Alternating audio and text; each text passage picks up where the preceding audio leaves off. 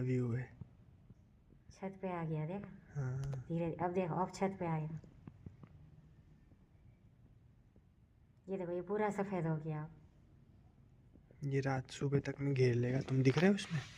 तुम बाथरूम में थे ना, जब मैं यही देख रही थी। ये लपटे आ रही है पूरी। देखो यहाँ बिल्कुल साफ है।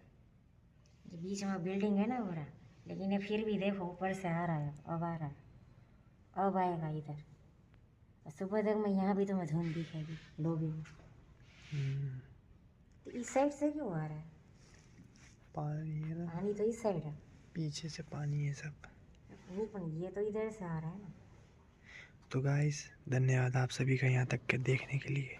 इससे एक हॉरर वीडियो बन सकता है। ऐसा है, मैं जरा अकेली खड़ी रहूँ साड़ी पहन के, सफ़ेद साड़ी पहन के।